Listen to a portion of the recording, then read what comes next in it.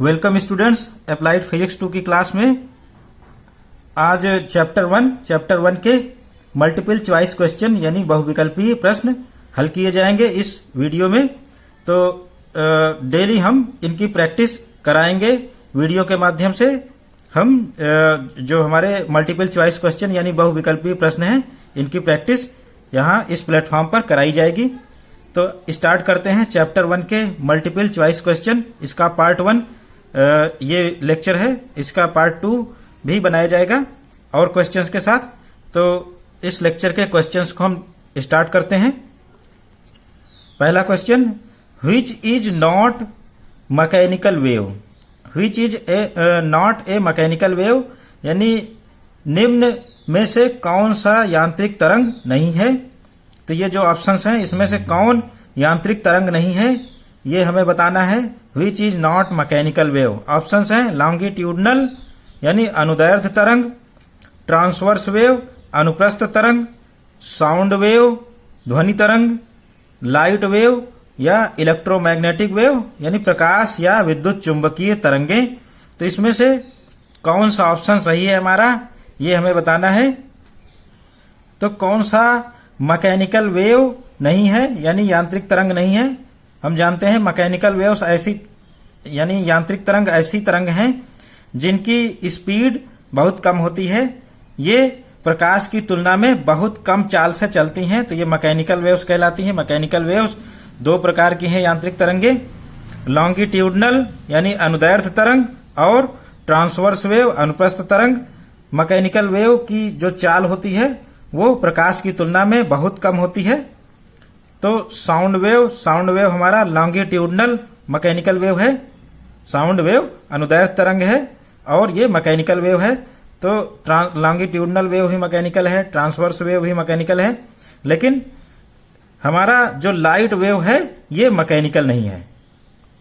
ऐसा क्यों हुआ?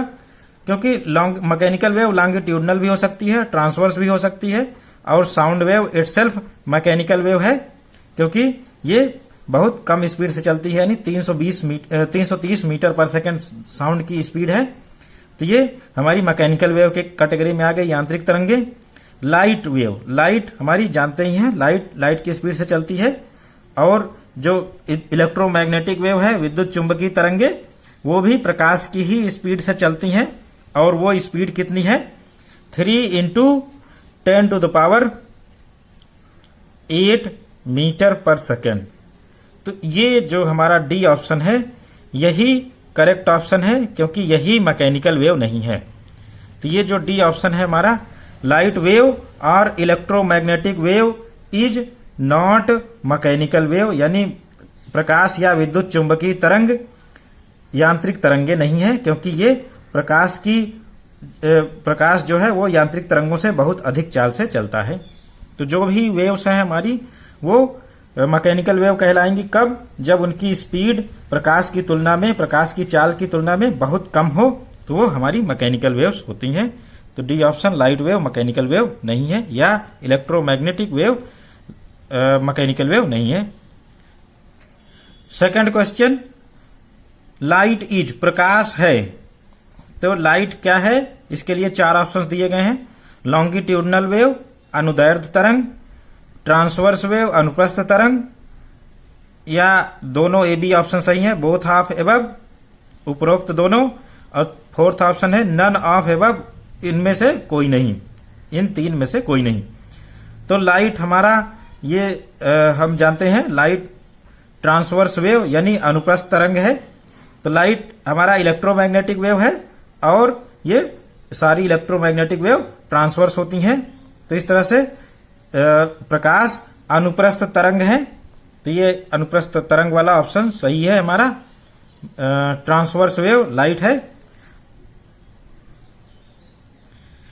तो जब प्रकाश का सिद्धांत दिया जा रहा था शुरू में, तो वहां पर मैक्सवेल साइंटिस्ट ने इसको ट्रांसवर्स वेव यानी विद्युत चुंबकीय तरंगों के फॉर्म में प्रकाश को माना। प्रकाश हमारी इलेक्ट्रोमैग्नेटिक वेव या विद्युत चुंबकीय तरंग है।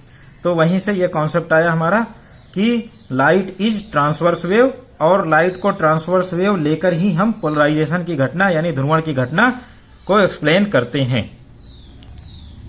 थर्ड क्वेश्चन, साउंड इज ध्वनि है। तो जो साउंड है वो ऑप्शंस वही हैं, लॉन्गिट्यूडनल वेव यानी अनुदैर्ध्य तरंग, ट्रांसवर्स वेव अनुप्रस्थ तरंग, और बोथ ऑफ एबव यानी उपरोक्त दोनों। तो ए बी ऑप्शन दोनों सही है कि नहीं, इसमें सी से, और डी ऑप्शन है नन ऑफ एबव, उपरोक्त में कोई नहीं। तो ए बी सी कोई नहीं, ये डी ऑप्शन। तो इन ऑप्शंस में हम देखते हैं तो साउंड वेव जब हम प्रोड्यूस करते हैं तो साउंड वेव में जो हमारे पार्टिकल के कंपन हैं, तो यहां पर हमारा साउंड वेव प्रोड्यूस करने वाली डिवाइस है। तो ये जब भी साउंड वेव प्रोड्यूस करेगी तो जो साउंड वेव मीडियम में ट्रेवल करती है, माध्यम में हमारा ट्रेवल करती है, तो ये अगर एयर माध्यम में ट्रेवल कर रही है तो एयर में माध्यम हमारी तरंग इस दिशा में चलेगी साउंड वेव, और जो कणों के कंपन हैं वो भी इसी तरंग के चलने की दिशा में ही है। तो कहीं पर पार्टिकल डेंसिटी हाई हो गई, कहीं पर पार्टिकल डेंसिटी लो हो गई, और फिर ये अल्टरनेट ऑर्डर में हो जाता है। तो जहां डेंसिटी हाई होती है, एयर की डेंसिटी जहां हाई हो गई उसको कहते हैं कंप्रेशन, संपीड़न, और जहां लो हो गई, यहां पर लो है तो इसको रेयरफैक्शन या विरलन कहते हैं। तो इस तरह से कंप्रेशन और रेयरफैक्शन अल्टरनेट ऑर्डर में बनते हैं। तो ये हमारा साउंड में जब भी हम प्रोड्यूस करते हैं तो मीडियम के जो पार्टिकल्स हैं, यानी एयर पार्टिकल, हम एयर में साउंड उत्पन्न कर रहे हैं, तो एयर के जो पार्टिकल्स हैं वो अपनी मीन पोजीशन के इधर उधर गति करेंगे, और ये क्योंकि साउंड के चलने की दिशा ही है, तो ऐसी वेव्स जिसमें पार्टिकल साउंड के वेव के चलने की दिशा में ही कंपन करे, तो ये वेव की चलने की दिशा हो गई, उसी दिशा में कंपन कर रहे हैं, तो ये लॉन्गिट्यूडनल यानी अनुदैर्ध्य तरंग कहलाती हैं। तो साउंड हमारी लॉन्गिट्यूडनल वेव या अनुदैर्ध्य तरंग होती है। Next question, fourth number, ultrasonic waves are यानी पराश्रव्य तरंगे होती हैं या हैं।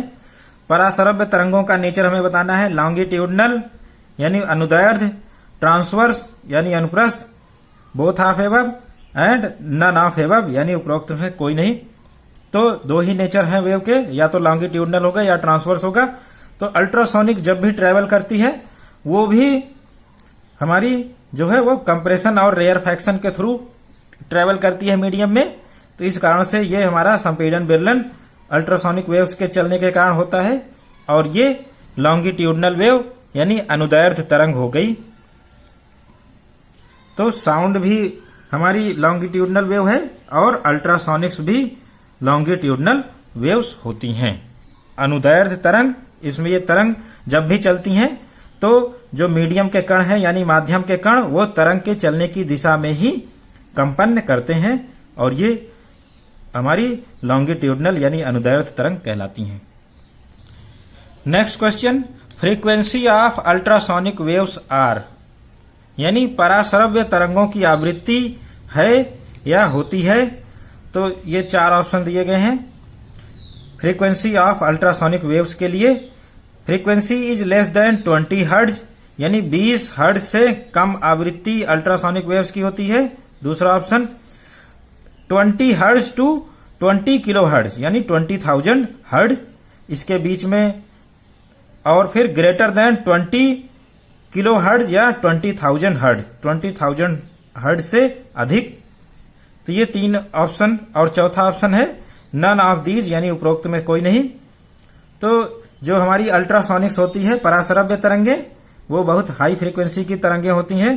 तो पराश्रव्य तरंगों की जो आवृत्ति होती है वो सुनने की सीमा से ज्यादा होती है, तो यानी ये विजिबल रीजन है हमारा, ऑडिबल रीजन है, तो सुनने योग्य ध्वनि जो इंसान को सुनाई देती है। 20 हर्ट्ज से 20,000 हर्ट्ज की तरंग आवृत्ति की तरंगे इंसान को सुनाई देती हैं, और 20 हर्ट्ज से कम की तरंगे नहीं सुनाई देती, तो इनको हम कहते हैं इंफ्रासोनिक यानी अपश्रव्य तरंगे।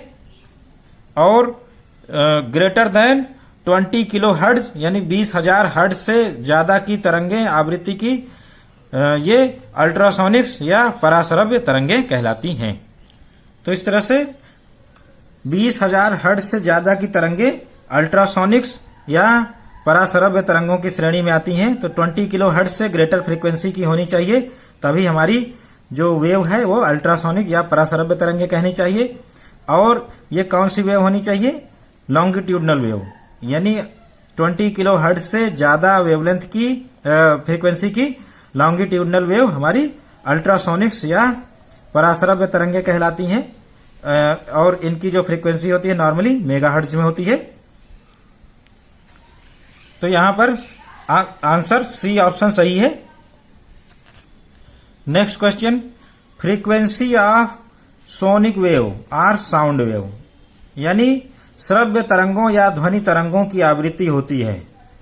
तो ध्वनि तरंगों की जो आवृत्ति होती है उसको फाइंड करना है। ऑप्शंस वही हैं, लेस देन 20 हर्ट्ज यानी 20 हर्ट्ज से कम, 20 से 20,000 हर्ट्ज के बीच में, या ग्रेटर देन 20 किलो हर्ट्ज या 20,000 हर्ट्ज से अधिक, नन ऑफ एबव, उपरोक्त में कोई नहीं। तो सी ऑप्शन हमने देख लिया।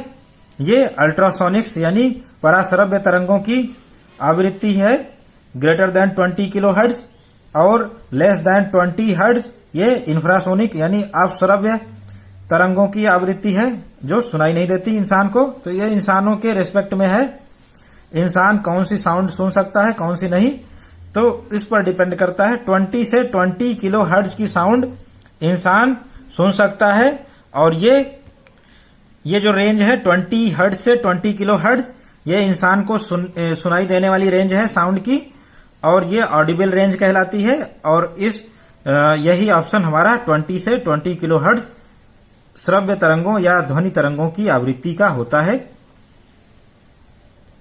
Next question, frequency of infrasonic waves यानी अपश्रव्य तरंगों की आवृत्ति क्या होती है?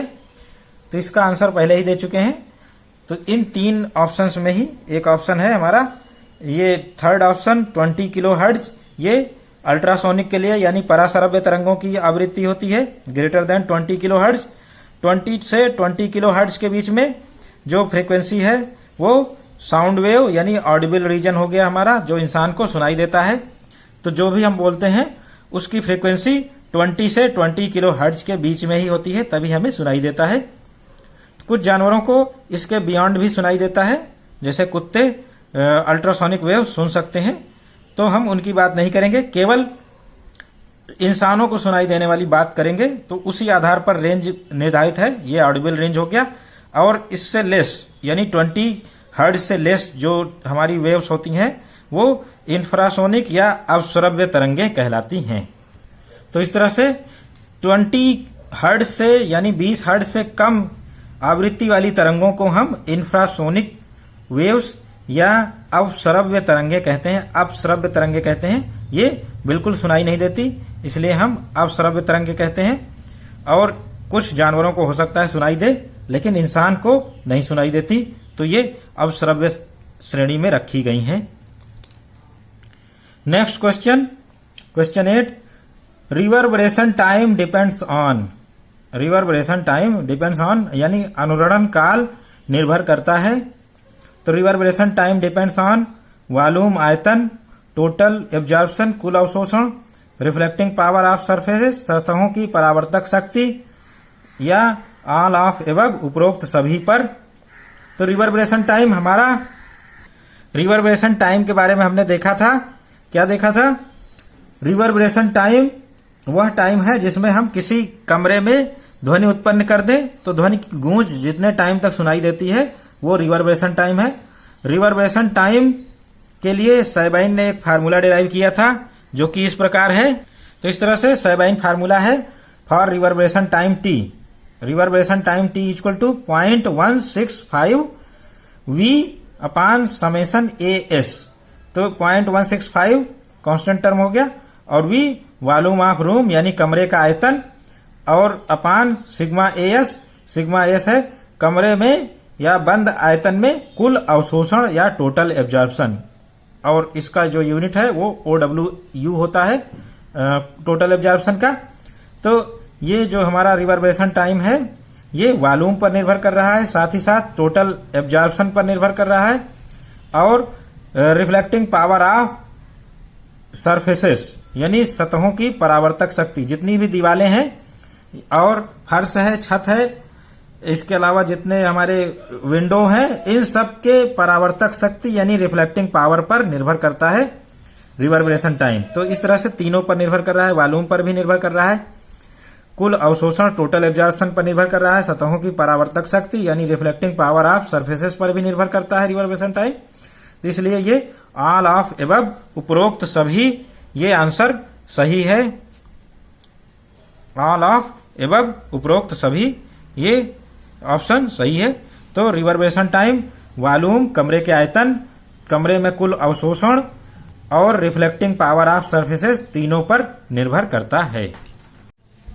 नेक्स्ट क्वेश्चन हम देखते हैं, longitudinal waves when travel in medium, longitudinal waves when travel in medium then in medium, यानी अनुदैर्ध्य तरंगे जब माध्यम में चलती हैं तो माध्यम में, अनुदैर्ध्य तरंगे जब माध्यम में चलती हैं तो माध्यम में क्या क्या होता है, compression and rarefaction are formed in alternate order, यानी संपीड़न और विरलन एकांतर क्रम में बनते हैं। सेकंड ऑप्शन है crest and trough are formed in alternate order, यानी श्रृंग और गर्त एकांतर क्रम में बनते हैं। Third option both of above, यानी जो ए बी ऑप्शन दिए गए हैं दोनों सही हैं। नेक्स्ट ऑप्शन यानी last D option fourth, none of the above, यानी उपरोक्त में से कोई नहीं, ए बी सी तीनों में से कोई नहीं। इन ऑप्शंस में हम बारीकी से देखेंगे। लॉन्गिट्यूडनल वेव जब चलती हैं तो मीडियम में compression and rarefaction, compression and rarefaction alternate order में बनता है, संपीड़न और विरलन। तो इस तरह से जब भी लॉन्गिट्यूडनल वेव ट्रेवल करेंगी मीडियम में, ये ट्रेवल करने की डायरेक्शन हो गई हमारी लॉन्गिट्यूडनल वेव, यानी अनुदैर्ध्य तरंगों के चलने की दिशा हो गई। और इसी दिशा में पार्टिकल अपनी मीन पोजीशन के इधर उधर गति करेंगे इसी दिशा में, और जो पार्टिकल की डेंसिटी होगी इसी कारण से कुछ स्थानों पर मैक्सिमम हो जाएगी। तो ये कहलाता है हमारा कंप्रेशन यानी संपीड़न। तो ये जहां पर पार्टिकल डेंसिटी हाई हो जाती है ये कंप्रेशन कहलाता है, और जहां पार्टिकल डेंसिटी लो हो जाती है वो रेयरफैक्शन या विरलन कहलाता है। तो इस तरह से कंप्रेशन और रेयरफैक्शन ये अल्टरनेट ऑर्डर में बनते हैं, यानी एकांतर क्रम में संपीड़न और विरलन बनते हैं, एक के बाद एक बनते हैं। तो ये हमारी लॉन्गिट्यूडनल वेव यानी अनुदैर्ध्य तरंग इस तरह से माध्यम में या मीडियम में ट्रेवल करती हैं। तो ये ऑप्शन ए इसमें राइट आंसर है। तो when longitudinal waves travel in medium, यानी अनुदैर्ध्य तरंगे जब माध्यम में चलती हैं तो माध्यम में compression and rarefaction are formed in alternate order, यानी संपीड़न और विरलन एकांतर क्रम में बनते हैं। Next question, transverse wave when travels in medium then in medium, यानी अनुप्रस्थ तरंगे जब माध्यम में चलती हैं तो माध्यम में ऑप्शंस वही सारे हैं repeated. Compression and rarefaction are formed in alternate order, यानी संपीड़न विरलन एकांतर क्रम में बनते हैं। Crest and troughs are formed in alternate order, यानी श्रृंग और गर्त एकांतर क्रम में बनते हैं। बोथ ऑफ एबव उपरोक्त दोनों, नन ऑफ एबव उपरोक्त में से कोई नहीं। तो इन ऑप्शनों में हम देखते हैं, तो बी ऑप्शन हम देखते हैं, जब भी ट्रांसवर्स वेव मीडियम में चलती है यानी अनुप्रस्थ तरंगे मीडियम में चलती हैं तो मीडियम के कण क्या करेंगे, तरंग के चलने की दिशा, तरंग के चलने की दिशा ये हो गई, इस दिशा में तरंग चल रही है हमारी ट्रांसवर्स वेव। तो जो पार्टिकल हैं वो तरंग के चलने की दिशा के परपेंडिकुलर हमेशा गति करते हैं। तो ये परपेंडिकुलर मोशन हो गई अप डाउन, तो पार्टिकल अप डाउन मोशन करेंगे और ये परपेंडिकुलर होगा तरंग के चलने की दिशा, यानी direction of propagation of wave. तो इस तरह से जो हाईएस्ट पॉइंट मिलेगा पीक वो कहलाता है श्रृंग या क्रेस्ट, और जो लोएस्ट पॉइंट मिलता है उसको ट्रफ या गर्त कहते हैं। तो इस तरह से जब भी ट्रांसवर्स वेव चलती हैं श्रृंग यानी क्रेस्ट एंड ट्रफ गर्त एकांतर क्रम में बनते हैं। तो transverse wave when travel in medium then crest and trough are formed in alternate order, यानी अनुप्रस्थ तरंगे जब माध्यम में चलती हैं तो माध्यम में श्रृंग और गर्त एकांतर क्रम में बनते हैं। तो यहां पर जो राइट आंसर है वो बी है। Next question, electromagnetic wave EM wave जिनको कहते हैं, when travels in medium then, यानी विद्युत चुंबकीय तरंगें जब माध्यम में चलती हैं तो माध्यम में, तो विद्युत चुंबकीय तरंगें यानी इलेक्ट्रोमैग्नेटिक वेव हमारी ट्रांसवर्स वेव होती हैं। तो इस क्वेश्चन का आंसर पिछले क्वेश्चन से ही रिलेट हो गया। तो ईएम वेव ट्रांसवर्स है और ट्रांसवर्स वेव में crest and trough alternate order में बनते हैं, यानी श्रृंग और गर्त एकांतर क्रम में किसमें बनते हैं, ट्रांसवर्स वेव यानी अनुप्रस्थ तरंगों में। तो ईएम वेव हमारी इलेक्ट्रोमैग्नेटिक वेव अनुप्रस्थ है, इस कारण से ट्रांसवर्स वेव होने के कारण ये आंसर बी सही है। ईएम वेव भी जब भी चलेंगी क्रेस्ट ट्रफ अल्टरनेट ऑर्डर में यानी श्रृंग और गर्त एकांतर क्रम में बनते हैं। Next question 12, time period of simple pendulum of infinite length, यानी अनंत लंबाई के सरल लोलक का आवर्तकाल होता है। अनंत लंबाई के सरल लोलक का आवर्तकाल होता है, 4 options, infinite Anant, can not be found गणना नहीं की जा सकती, 84.6 मिनट, या नन ऑफ एबव उपरोक्त इसमें से कोई नहीं। तो यहां पर जो हमारा टाइम पीरियड का फार्मूला है, तो जो सिंपल पेंडुलम का फार्मूला होता है t equal to 2 pi square root of L upon g, ये यहां पर एप्लीकेबल नहीं हो पाता। इसके लिए हम दूसरा डेरिवेशन करते हैं जो कि सिंपल पेंडुलम वाले चैप्टर में यानी फर्स्ट चैप्टर में डेरिवेशन इसका किया गया है, और यह डेरिवेशन आता है t equal to 2 pi square root of R E upon g. R E पृथ्वी की त्रिज्या है, रेडियस ऑफ अर्थ, और जी ग्रेविटी है, गुरुत्वीय त्वरण। जब आर ई अपान जी का मान रखते हैं हम, तो यहां पर हम सारी वैल्यूज रखेंगे, 2 pi into square root of R E 6.4 into 10⁶ metre पृथ्वी की त्रिज्या, तो इसको हम रखेंगे रेडियस ऑफ अर्थ, और जी की वैल्यू 9.8 रखेंगे। और जब इसको सॉल्व करेंगे तो सॉल्व करने पर ये 84.6 मिनट इसकी वैल्यू आ जाती है। चूंकि ये सेकंड में आता है तो इसको मिनट में हम कन्वर्ट करते हैं, तो 84.6 मिनट यानी 84.6 मिनट इसकी वैल्यू आ जाती है टाइम पीरियड की, किसकी, अनंत लंबाई के सरल लोलक का आवर्तकाल 84.6 मिनट होता है, या time period of simple pendulum of infinite length is 84.6 minute होता है। तो हमारा सरल लोलक यानी सिंपल पेंडुलम कितना भी लंबा हो, उसका जो मैक्सिमम टाइम पीरियड है यानी मैक्सिमम आवर्तकाल है वो 84.6 मिनट ही है। तो ये सी राइट आंसर है। इसके डेरिवेशन के लिए हम चैप्टर 1 के सिंपल पेंडुलम के जब फार्मूला का डेरिवेशन हो रहा है t equal to 2 pi square root of L upon g, उसी के आसपास की वीडियो में देखेंगे तो वहां मिल जाएगा, और ये डेरिवेशन किया गया है उसमें, और ये वैल्यूज 84.6 मिनट निकाली गई है। तो इस तरह से अनंत लंबाई के सरल लोलक का आवर्तकाल 84.6 मिनट होता है। Next question, what is second pendulum, second लोलक क्या है, what is second pendulum. Second pendulum को हम टाइम वाला सेकंड नहीं समझेंगे, इसका मतलब सेकंड का मतलब द्वितीय, द्वितीय लोलक या सेकंड पेंडुलम क्या है। तो सेकंड पेंडुलम द्वितीय का मतलब, द्वितीय मतलब 2 सेकंड, तो time period of second pendulum is T equal to 2 second. तो ये आंसर सही है। सेकंड लोलक का आवर्तकाल 2 सेकंड होता है, तो ये आंसर सही है। नेक्स्ट ऑप्शन देखते हैं, effective length of second pendulum यानी सेकंड पेंडुलम की प्रभावकारी लंबाई, प्रभावी लंबाई L इक्वल टू 99.3 सेंटीमीटर, ये भी ऑप्शन सही है। सेकंड पेंडुलम का आवर्तकाल 2 सेकंड, इसके लिए हम तो इस तरह से सारी वैल्यूज रख देंगे।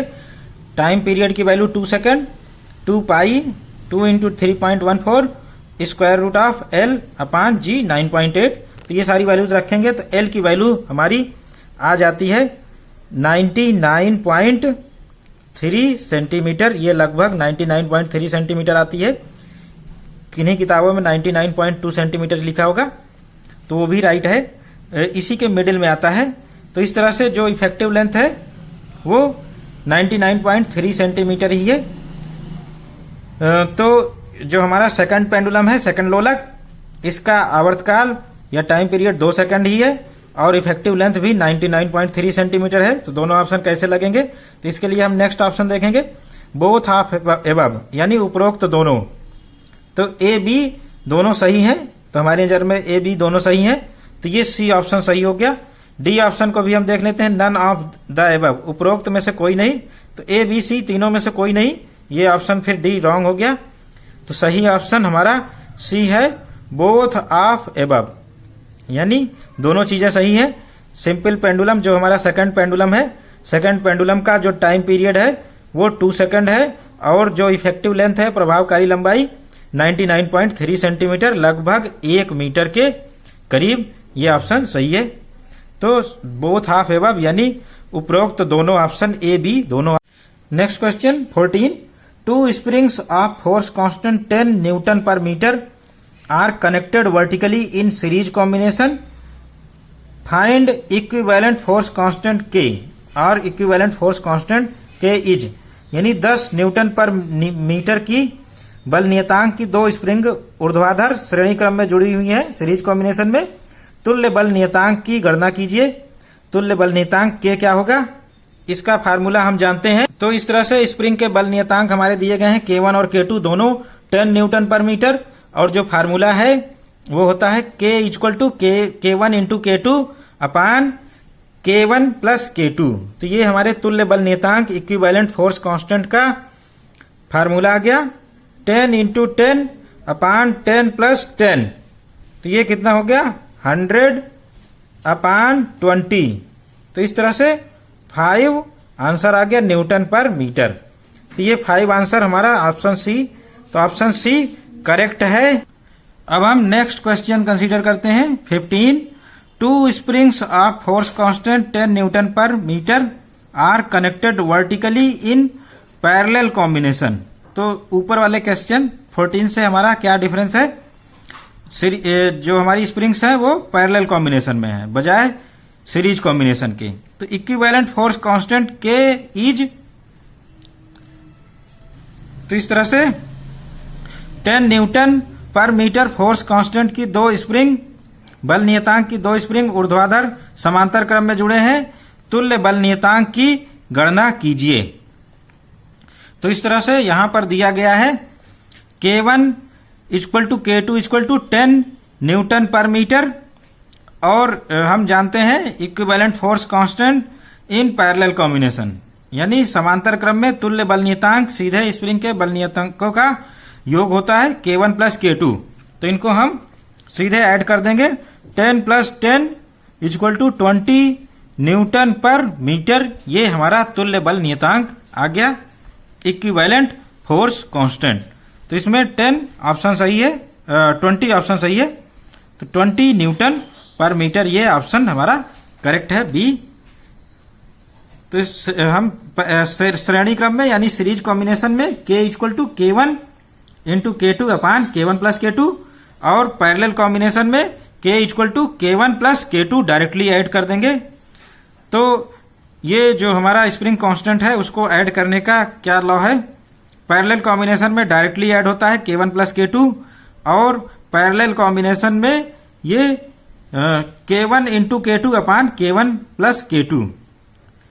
तो स्प्रिंग और कैपेसिटर एक ही तरह से जुड़ते हैं, तो ये याद रखेंगे। स्प्रिंग और कैपेसिटर का जो तुल्य निकाला जाता है यानी इक्विवेलेंट निकाला जाता है वो एक ही तरह का फार्मूला होता है। रेजिस्टेंस, इलेक्ट्रिकल रेजिस्टेंस का फार्मूला इसके इनवर्स होता है, इसके विपरीत होता है। Next question 16, longitudinal waves are, यानी अनुदैर्ध्य तरंगें होती हैं या हैं, लॉन्गिट्यूडनल वेव्स आर या अनुदैर्ध्य तरंग हैं। Vibrations of particles are in direction of wave travel, यानी कणों के कंपन तरंग के चलने की दिशा में होते हैं। Second option, vibrations of particle are in direction perpendicular to wave travel, यानी कणों के कंपन तरंग के चलने की दिशा के लंबवत होते हैं।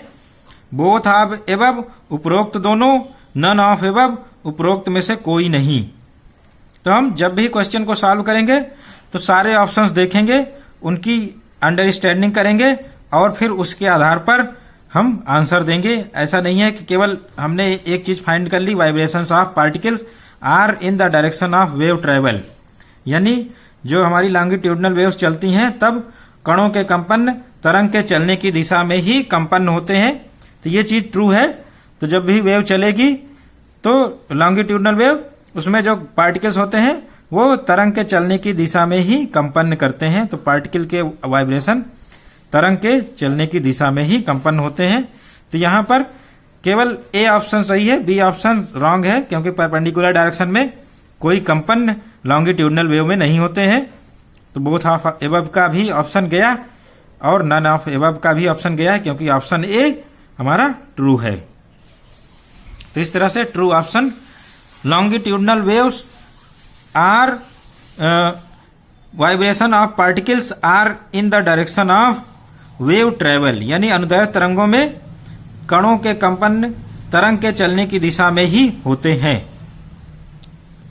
इसी से related next question 17, transverse waves are, यानी अनुप्रस्थ तरंगे हैं। ट्रांसवर्स वेव्स आर, फिर वही ऑप्शन है, vibrations of particles are in direction of wave travel, कणों के कंपन तरंग के चलने की दिशा में है। Vibrations of particles are direction perpendicular to wave travel, कणों के कंपन तरंग के चलने की दिशा के लंबवत है। बोथ ऑफ एबव, उपरोक्त दोनों, नन ऑफ एबव, उपरोक्त में से कोई नहीं। तो इसमें हम पहला ऑप्शन, ये ट्रांसवर्स वेव के लिए ट्रू नहीं है, कि ये केवल लॉन्गिट्यूडनल वेव यानी अनुदैर्ध्य तरंगों के लिए ट्रू है। तो ट्रांसवर्स वेव के लिए vibrations of particles are in direction of perpendicular to wave travel, यानी कणों के कंपन तरंग के चलने की दिशा के लंबवत होते हैं। तो ये हमारी तरंग के चलने की दिशा हो गई, और जो कणों के कंपन होंगे वो इस तरंग के चलने की दिशा के लंबवत किसी भी डायरेक्शन में पॉसिबल है। लंबवत डायरेक्शन जो होगी वो एक प्लेन होगी। तो ये हमारा एक प्लेन मिल जाएगा तरंग के चलने की दिशा के लंबवत। तरंग के चलने की दिशा ये पेन है, तो इसके परपेंडिकुलर हमारा ये जो पाम है, ये हथेली, ये पूरी परपेंडिकुलर है। तो इसमें वाइब्रेशंस इस दिशा में भी हो सकते हैं, इस दिशा में भी।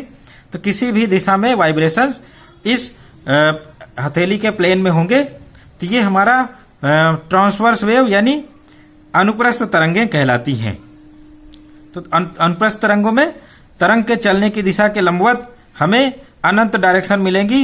एक प्लेन मिलेगा, ये प्लेन में अनंत डायरेक्शंस हैं, बहुत सारी डायरेक्शंस हैं जो कि इस तरंग के चलने की दिशा के लंबवत हैं। तो इन दिशाओं में हमारे वाइब्रेशंस होंगे, कणों के किसी भी दिशा में हो सकते हैं। तो ये vibrations perpendicular to wave travel are vibrations of transverse wave, यानी अनुप्रस्थ तरंगों में कणों के कंपन तरंग के चलने की दिशा के लंबवत होते हैं। तो ये हमारा बी ऑप्शन करेक्ट है। तो अब हम नेक्स्ट क्वेश्चन पर आते हैं। वेलोसिटी ऑफ वेव, न्यूमेरिकल दिया गया है, velocity of wave is 10 metre पर सेकेंड।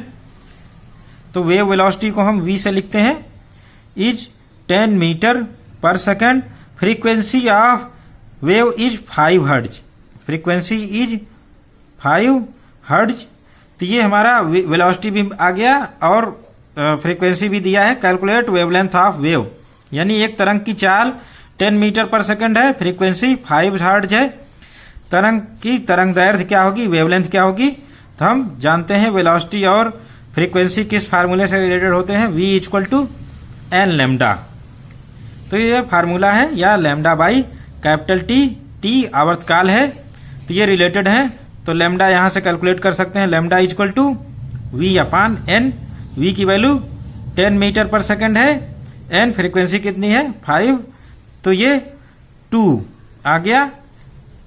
और जो हमारा यूनिट आएगा हर्ट्ज क्या होता है, पर सेकंड होता है। तो पर सेकंड दोनों कट जाएंगे, केवल मीटर बचेगा।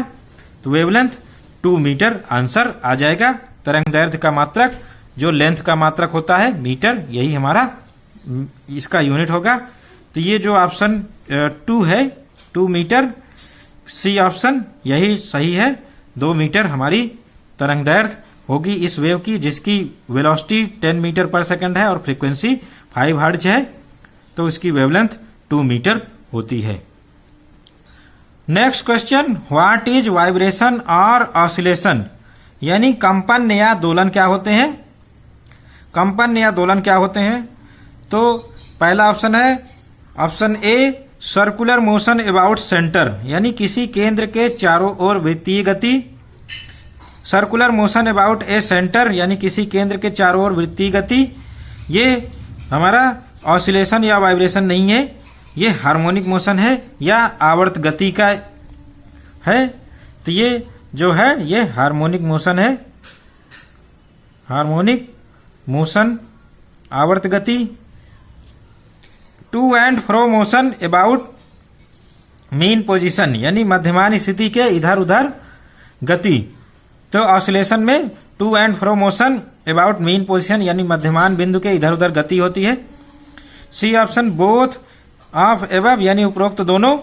तो दोनों में से ए ऑप्शन तो गलत ही है, तो ये सी ऑप्शन भी हमारा रॉन्ग हो गया, दोनों सही नहीं है। नन ऑफ एबव, उपरोक्त में से कोई नहीं, तो ये भी आंसर रॉन्ग है क्योंकि बी ऑप्शन करेक्ट है।